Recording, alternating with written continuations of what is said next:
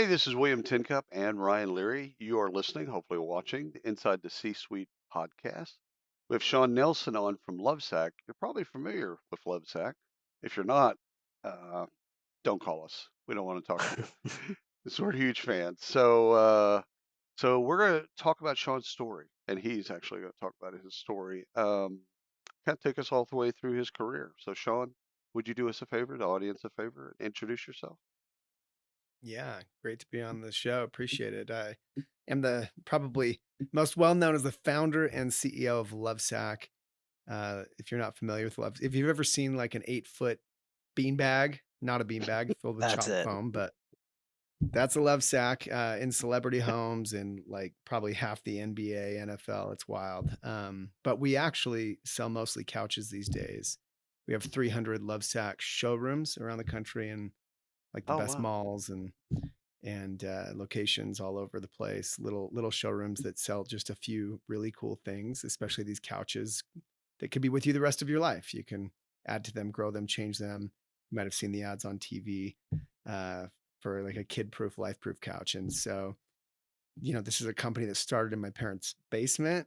Uh, let's see, 26 years ago now, Wow. and it's just been a crazy ride. Where did this idea come from? So 26 years ago, you're in your parents' Yeah. basement and you're just like, this couch is awful. Well, first of all, yeah, because in Texas we don't have basements, so I automatically think that you're above the Mason-Dixon line. So whereabouts was this basement for my edification? Yeah, so Salt Lake City, Utah, Ah, 1995. okay. I'm 18 years old. I'm 10 days out of high school. Just bored, summer day, watching The Price is Right, eating a bowl of Captain Crunch, and I had this dumb idea. Like, how funny would that be to make a beanbag like this big, like me to the TV, the whole floor? And I got off the couch, drove down to Joann's Fabrics, and bought some vinyl that was on sale, brought it home, cut it out like a baseball, 2 figure eights, began sewing it up with my 7th grade home ec skills, and it was my friend's mom who finished sewing it up, put a zipper in it, and then it took me 3 weeks to find enough stuff to put inside this thing, and it was, I couldn't have possibly found enough beanbag beads, so I found, like, my parents' camping mattresses, Oh, like a yellow piece of foam with a bungee cord around it, chopped those up on a paper cutter. And that was the first sack, and everywhere we took it, everybody wants one. So, unbeknownst to me at the time, this is my market research, this is my prototype, you know, yeah. but I was just being an impulsive person as I am, and it served me well. My goodness. So, was there any pressure to go to college? Yeah, so, Either, I yeah, started college that fall at the University of Utah. yeah. I began as a music major. I had taken piano and sang my whole life and was, kind of heading down like the piano man route and big into music and jazz and live music.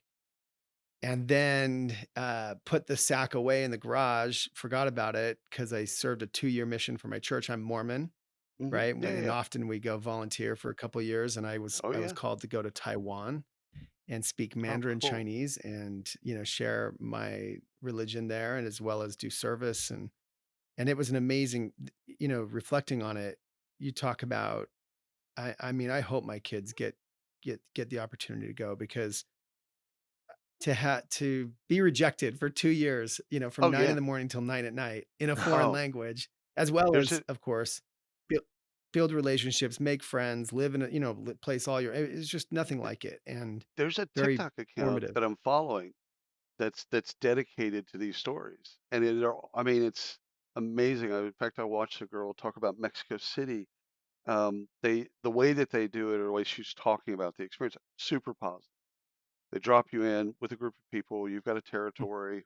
You're not really Yeah, talking to your parents. This isn't I'm at summer camp. No, you're there to do a bit yeah, and to spread the word. And that 2-year thing, you get bonded with the other people that you're there with, yeah, and you learn a lot about yourself. That's what she was saying. She goes, "Listen, if I wouldn't have done it, I wouldn't have known half of what I'm capable of." yeah. And so, like her bit, they're all positive, and it's just really cool because I'm like, you know what? People don't know that part of the Mormon Church. They don't understand. They just don't know it. 'Cause, Yeah. it's just one of those things. But I like the stories because the way she was talking about is we would go out every day, and every day we would go and rejection.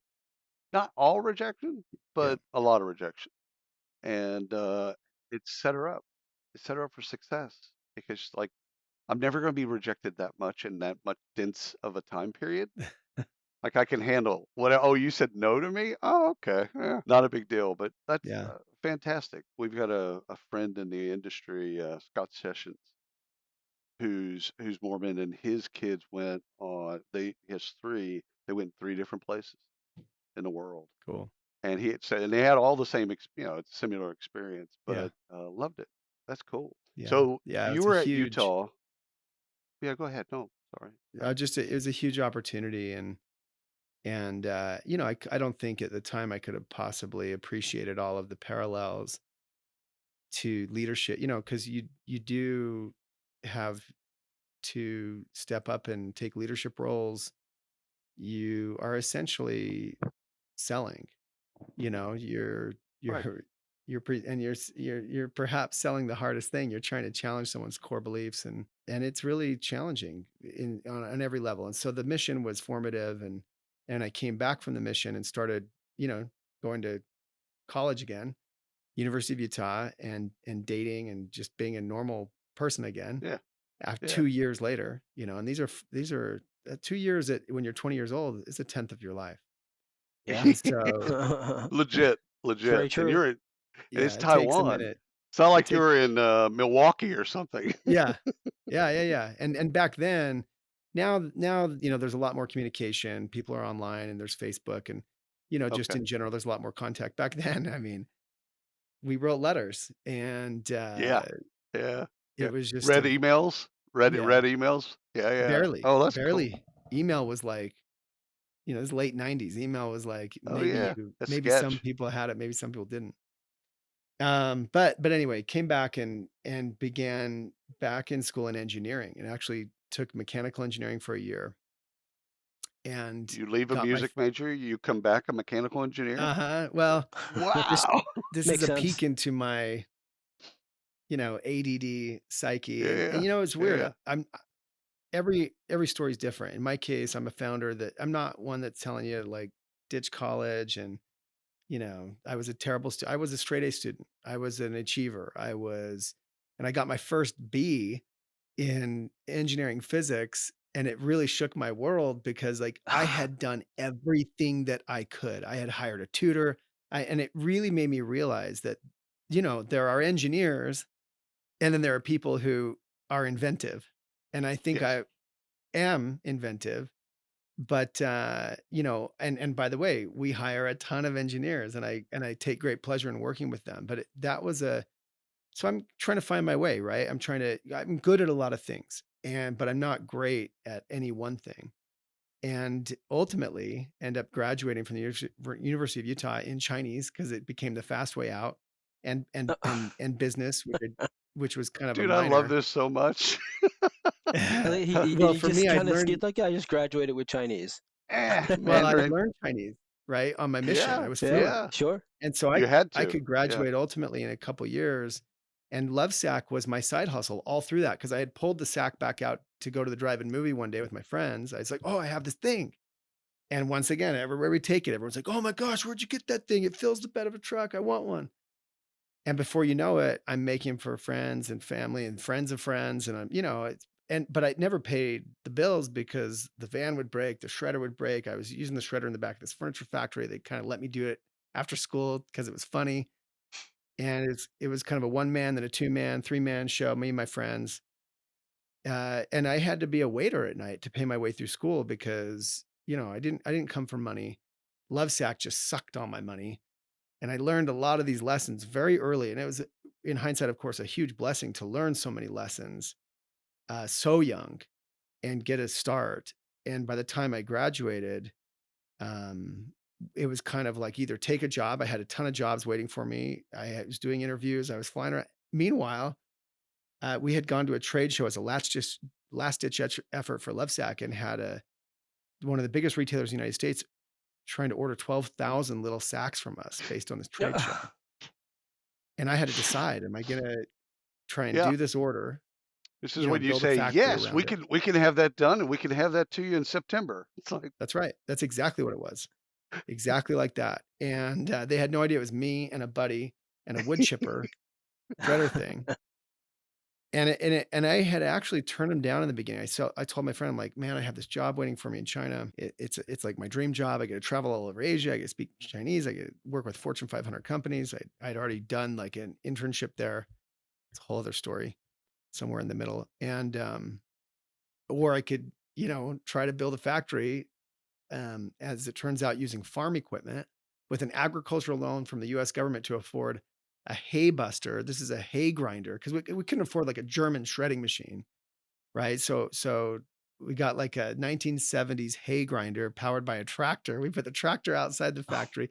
I chose, path two. I chose Lovesac in the right. Yeah. end, and we built this factory on credit cards and agricultural loans from the US government and farm equipment. And me and my 20 best temp laborer friends completed a 12,000 sack order in the next 4 months on fumes and broke even. Didn't even make any money because 9/11 happened.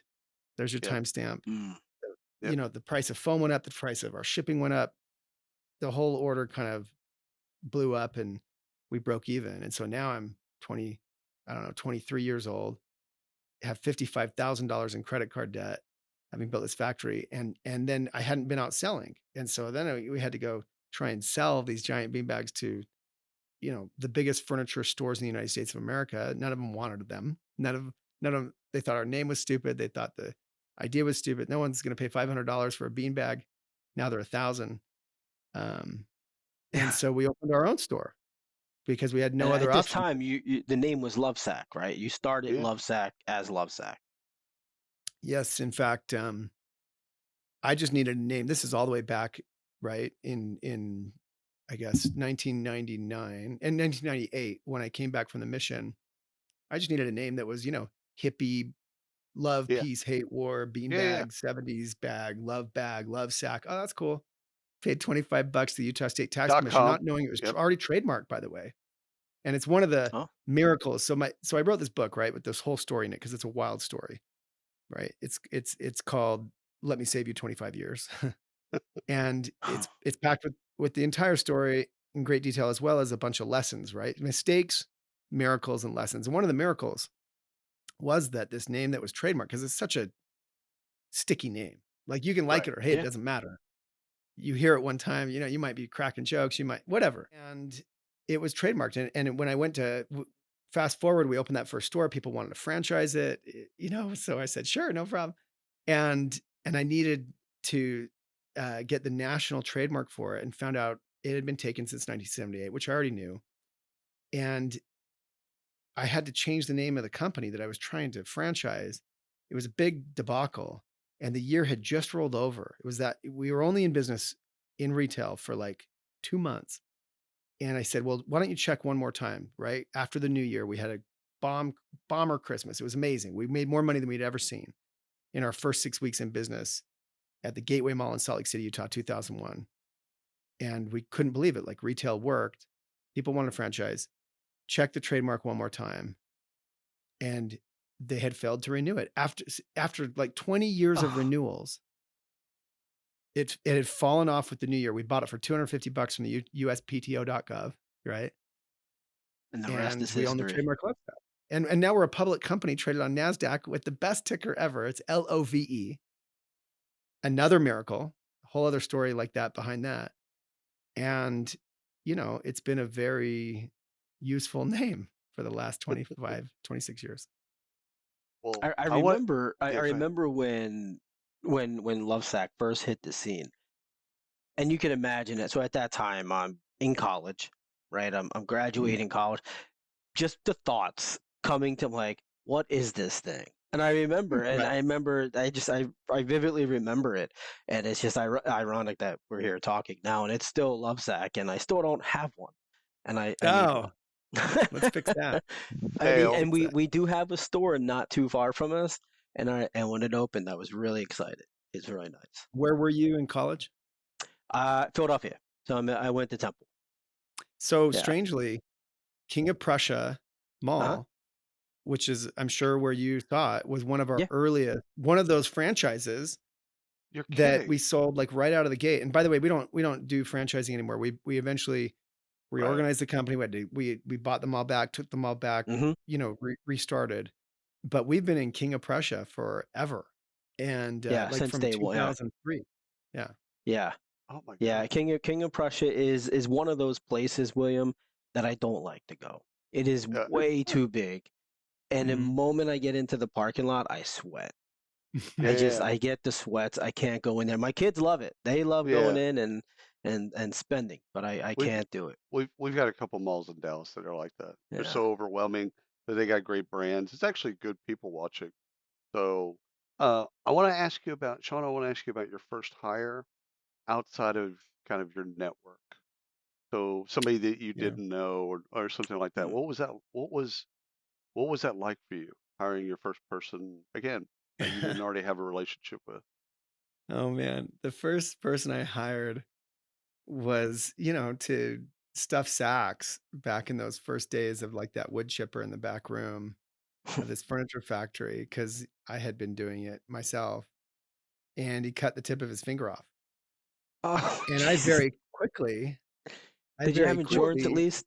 workplace injury. no. Great. This is how I talk about this in the book, right? So Shawnism number 1, chapter 1, just do something, which I did. I got off the couch, built a sack. Shawnism number 2, just do the next thing. So one of the next things was, oh, I didn't know about workers' comp insurance. Oh, it had never crossed my mind. Oh, I'm getting scary letters from the state of Utah trying to and I'm like, what at this 21 years old. Like, what do I Yeah. know about any of this stuff? But my point of that little Shawnism, like, do the next thing, is look, now I'm the CEO of a public company. We have 2,000 employees. We are, over 700 million in sales last year. We're growing toward a billion. We're going to grow it into the billions. I'm feel very confident. You can learn and become anything if you're willing to constantly be learning. And some of these lessons come hard and are expensive and embarrassing, and others you can, obviously hire in. But as unglamorous as that sounds, that was my first hire, and I learned a lot of fundamental lessons just from this one employee. Is he still with you today? No. No, I actually people ask of the many friends who kinda helped out in the beginning, I have one friend who ended up kind of sticking all the way through as our head of product development today, and we work very closely on product. But, all the rest have, at different moments, and, I talk about some of this in the book. I don't hire your friends. Like, I had to, Yeah. and often we have to. I mean, we have no one else to support us. At the same time, though, my first Shawnism for season 2 of my podcast, which is also called Let Me Save You 25 Years, I unpack actually with Gary V. And he and I talk about this, you know, next Shawnism, which is business is a contact sport. This is not table Mhm. tennis. And ultimately, in football, or pick your contact sport, people get hurt. And you can't skate through without bumps and bruises and relationships and everything else. And that, I've learned all of those kinds of lessons. So, okay. So the retailers that said no to you, we Mm. don't need names or anything. I don't want to make somebody mad or anything, that type of stuff. But how rewarding was it for you to get a yes from them years later? Because you got rejected because So, you're like, no one's going to buy a $500 beanbag. Ah! Okay, yeah, great. Thanks. it's such a funny situation. So, Lovesac, fast forward to today, Right, we are in the top 20 of furniture retailers. I remember when we cracked 100, the list of 100, it was like a miracle. It was crazy to think, like, this right, little beanbag company, right? And that means, there are a lot of names that you would think are much bigger than us that we've flown by. And by the way, we don't sell furniture. We right, sell like two things. We sell sacks and sectionals and a bunch of stuff that goes with them. right, We don't sell trash cans for your bathroom. We don't right. sell dining sets. And so it's amazing that this little company has grown like it has. And I think it's because, look, we have great products, we have great culture, all these things. But every one of those companies that, were bigger than me and the few that still are all rejected us. Like we knocked on all the doors. And we were kind of retail for us, opening our own stores was like a last ditch effort. But therein lies the brilliance, right? In the sense that it had never even occurred to us to do it that way, to be honest, but we were kind of forced into that. And this is look, we were bootstrapping before that word was ever, I think, used. We were raising money in the earliest days of venture capital. We didn't know that, right? In this was a very different time. There were no podcasts like this. There was Right. zero resource Hmm. for someone like me. Now, how many, entrepreneurial business podcasts are out there? And yours is fantastic, one of the top, but, we had none of this resource. And yeah, it's become, I think, super satisfying. At the same time, I take no, like, perverse pride in it. We were just trying to survive, and I don't blame them. Like, we were just a bunch of kids. I remember we drove through the night to present to our one of the early retailers we were trying to get in. And we had just invented shrinking sacks down because we can shrink a love sack down to 1/8 its original size. It's how we ship them. It's the reason Lovesac's been successful. We do the same thing with our couches, actually, the way that we pack and ship. And we just invented this and we arrived and early meeting, this guy's, he's snobby. He's like, I buy $1 million of furniture a day. And he's a buyer, this big Then you can chain. afford Yeah. this $500 one. Yeah. Yeah. Well, That's how buyers talk, though. Yeah. and next thing you know, he's on his hands and knees trying to unpack this thing because it had been freezing in the back of the truck. We hadn't thought ahead. They didn't recover. It was like a shrunken raisin on the ground. We had to cut the duffel off. The whole presentation was just, it was like a joke. It was like if I could have Yeah. recorded it, Yeah. it would have looked Yeah. like something from, Impractical Jokers or something. And so I don't blame him. Uh, Right. Right. but I'm grateful. I'm grateful that the path led us this way. So where do you find motivation for some of this? I mean, you're giving us a lot of really funny stories, but at the time, I'm assuming they weren't funny. They were like, No. okay, another wall, another wall. Right. Like you have bloody noses, black eyes. Where's the motivation come from to keep pushing? You know, another topic I spend some time on in the book, entrepreneurs, and I think leaders of any kind have instincts and are instinctive Mm. people, whether they came up that way or not. I think you have to be a good leader. You have to have some level of instinctiveness. And people ask me this question all the time or some form of it. And I can tell you that, I mean, I've thought about jettisoning, quitting, leaving, doing something else 1,000 times, maybe more.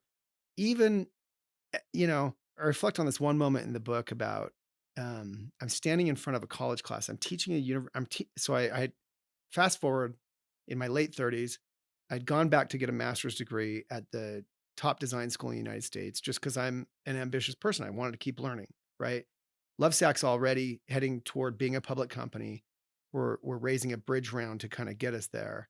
This is around 2016, 17. And I'm standing in front of my college class because I had graduated with a master's. I'm now teaching in this master's program at Parsons, New Yeah. School for Design in New York City. Yeah. Great We had school. moved Lovesac headquarters to Connecticut. I'm commuting in every night, and I'm feeling like a total fraud because here I am teaching them all Mm. these business principles classes. I'm basically like a business instructor inside of a design school master's program. Right. And I'm like, how can this business, because we weren't closing on this necessary bridge round to get us to this IPO. And if I can't close on this money, we might be shuttered in like 2, 3, 4 weeks. Done. Just because of cash flow. And that's how, the bigger businesses get, the more critical cash flow becomes. And we were right on the brink. And I'm like white as a ghost and I'm not feeling well. And I'm like, how could the business feel just as wobbly at 70 million as it did at 7 million, as it did at 70,000 when I was in Yeah. college or something? And now I'm at 700. And it's, Jesus. we're doing better. We're profitable. It's a fantastic business, but I'm constantly in a barrage of world crises, economic melee, biggest hangover post-COVID for the home industry that's ever existed, worse than 2008, 9, 10, right? Lawsuits out of California for everything that I could, if I fart, I'm getting sued by the Yeah, state of For California. that's breathing. that's Yeah. California. Yep, fair enough. And this is business, man. It just never ends. Yeah. No, And that's okay. no. And but my point is, you asked me, how do you find the motivation to keep going? At every one of those moments, if you feel like you should keep going, then you do. And I've always felt that way, even though I haven't wanted to. I've wanted to take an easier path. I've wanted to do something. If you feel like you can, then you should. And as long as you can do that, you quit or you keep going. It's one of the Shaunisms in the book. Almost every day is like that. You quit or you keep going. And there's nothing else in between. You mentioned, Sean, you mentioned faith, and if you don't mind, I'd like to ask a question around how your faith has helped you, because Ryan's question is wonderful, and I just want to see, at different points, how did you interact with your faith through these, I guess, challenging times, maybe even some of the successful times. Ah, great question. Thank you. I'm a person of faith and I believe in God. I also believe in myself. My faith has increased both in God and in myself over all these many years, right? As you continually face into challenges and get beaten down and somehow overcome or skate through or survive, all of the above, your faith grows. And thankfully, I had a combination of faith, confidence, good luck. I believe in luck. I believe we make our own luck. This is a concept taught to me by Richard Branson. So somewhere along the way, I won $1 million on TV. I won Richard Branson's reality TV show. I was made president of Virgin Worldwide. That's a whole other rabbit hole. Huh. This is in the Wait middle, to hear right? that Like story.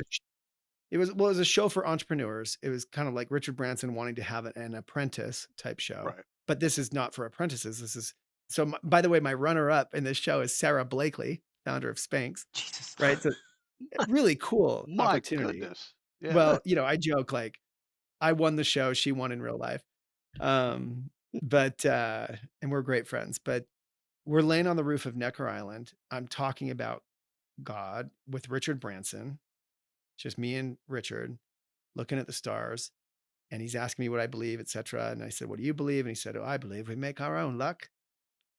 And that bothered me. Like, I was like, just at the time, as a person of faith, it felt really dismissive. Fast forward, what gave me that, call it testimony of luck, is when you have enough bad luck. I'm talking like things go wrong and, someone dies, bad things happen, terrible, it's like this and that and that and that happen. And you realize like there's nothing to blame other than just terrible bad luck. Well, if you're going to believe in bad luck, you have to believe then in good luck. It's the other side of the coin. And I do believe we make our own luck by persevering, by powering through, by educating ourselves, by being an insatiable learner, by networking, by bumping into people, by doing all of the things that you've covered on this podcast 1,000 times. And then somehow the trademark becomes available. And then somehow the ticker, LOVE, becomes available. And then somehow, we survive another round. And that's how we make our own luck. And if you're unwilling to do that, if you're unwilling to go to the mat, maintain even a shred of faith, a belief that somehow, some way, in a way, like it looks like the end, but it's just like it did when I was standing in front of that college class, and here I am. And as long as you have a little bit of enough energy, soul, faith, gumption to just survive it, somehow it's going to work out. It's amazing. And you could call it The Secret. We could talk about manifestation. One of my favorite books is Psycho-Cybernetics. I believe in this stuff. I believe in the mind. I believe everything was created in word. And I'm talking now fundamentally about the earth, if you want to go there. I mean, if you do your reading, it was created in word before it was created. if you even believe in that. Right. So these are the things that I believe. And thankfully, I feel really grateful to be a person of faith. I feel really grateful for my beliefs. I don't know how someone can live in this crazy world with everything happening without faith, but that's my point of view. Yeah. Sean, I've got a question around mentorship. We talk about this a lot, and a lot of people have different views on what a good mentor is or how to build a network, how to seek out a mentor, all of that stuff. I want to get your take on this because you've been up and down. You've started Yep. at the age of college, right? 2023 and built it all the way up. How have you built your inner circle, your mentorship, your network? How do you build that circle there? What do you look for? Yeah, great question.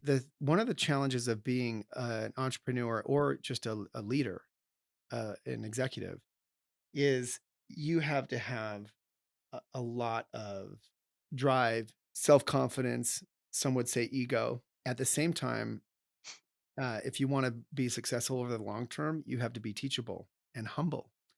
How do you reconcile that? Right? That's my belief. Like you can get really far on drive and self confidence, ego, all of it, but ultimately you will also create a lot of problems.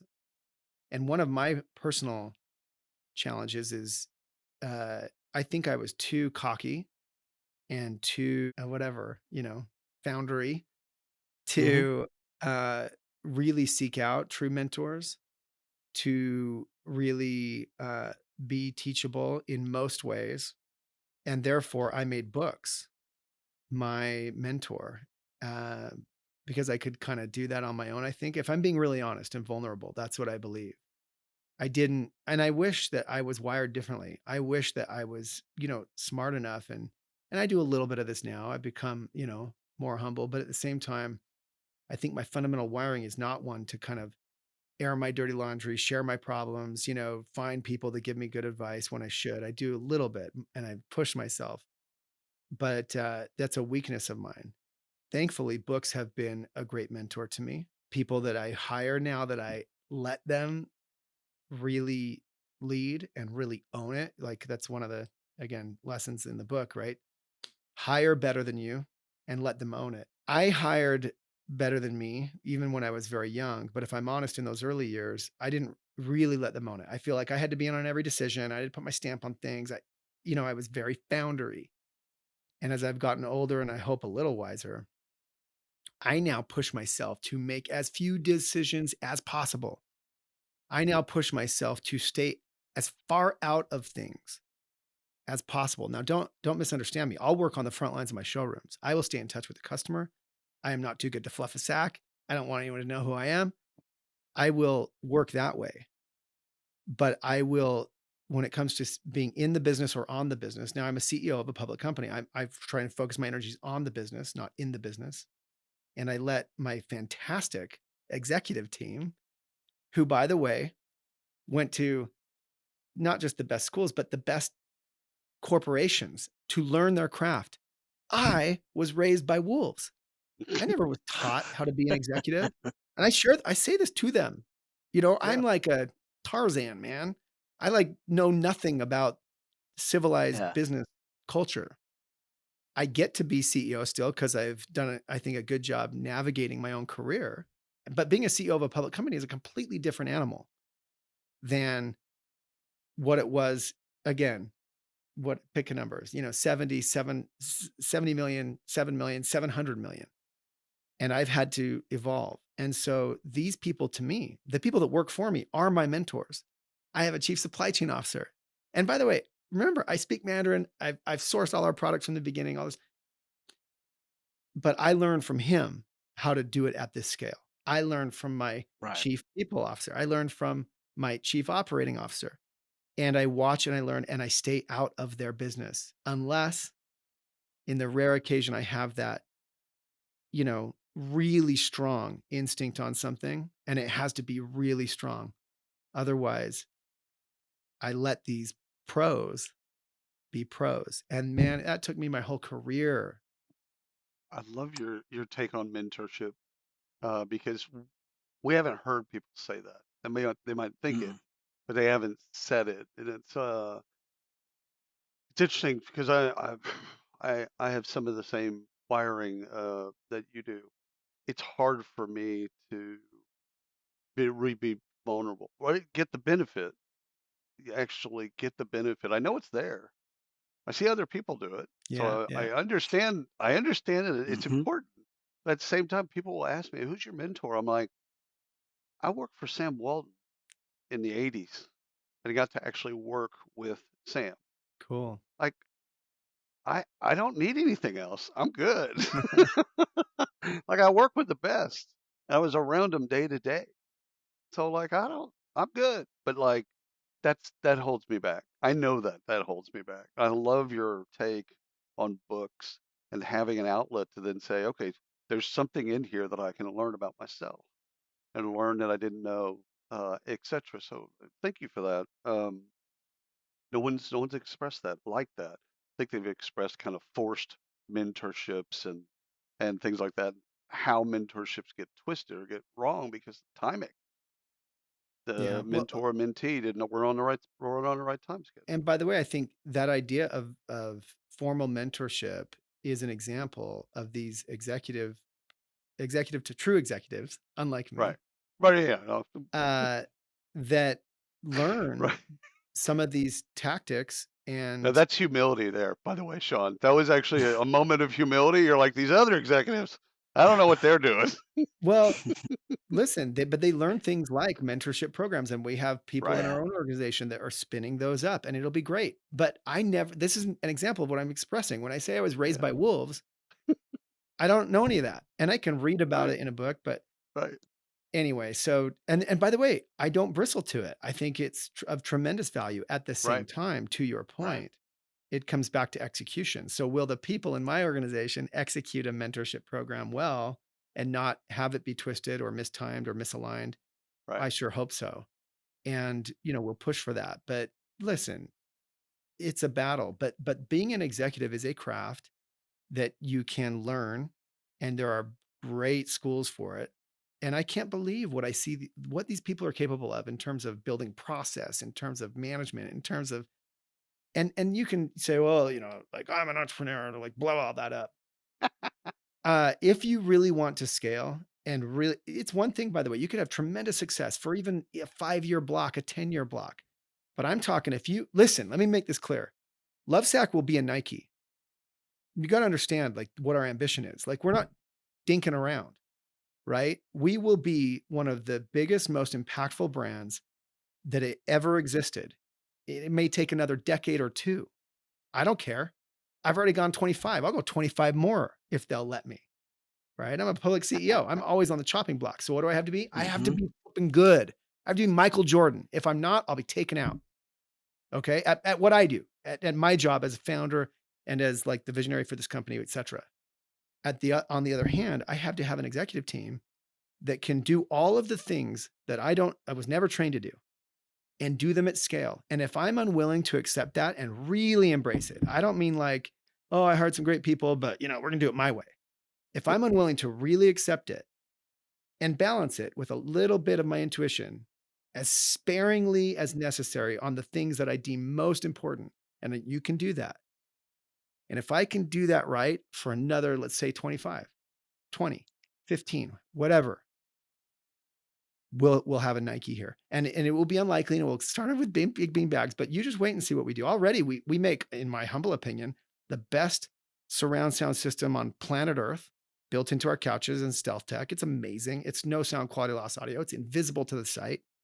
It really is an amazing experience. That came from Lovesac. And by the way, it's a multi-$100 million business. That's pretty cool. And there's That more to is, come. yeah. So we're on our way, but like it's my job to do all of that if I really want it to scale and not let my ego turn it to hamburger. Yeah. So Sean, I think this is just a question more for me because I'm interested. Being a founder CEO at, 0 to 10 million. And then obviously you scaled from there, but in that zero, the first million, $2 million range versus as you started to scale into now as a publicly traded CEO, what's the big difference there? Is there a big difference in your mentality, how you bring yourself to work, or Yeah, is it just you're still you and you're just doing it at a different scale? it's a completely different job.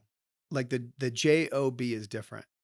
Like Yeah. I have to spend time interfacing with investors. That's totally new. I mean, I always had, not always, but somewhere along the line, we raised venture capital, we raised private equity. I've always, you know, along the way learned to deal with a board, but a private board is just a completely different animal than a public board. A public company and the nuance that goes into managing the optics as well as managing the company, Yeah. completely different animal. I've had to I basically, when we came public in 2018, I've had to learn how to do that on the job, and I've been a careful student.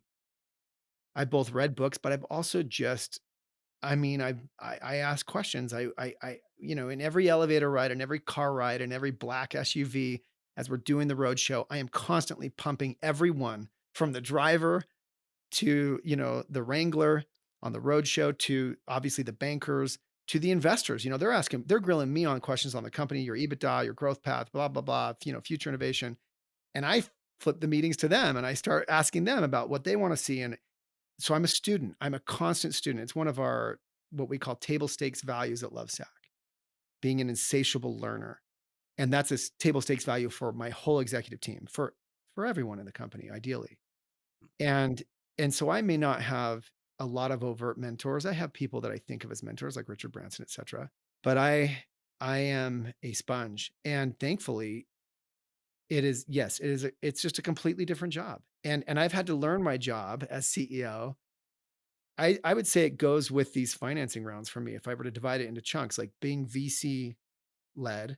Okay, being a bootstrap is one thing, through Right. angels and that Hmm. sort of wiry phase.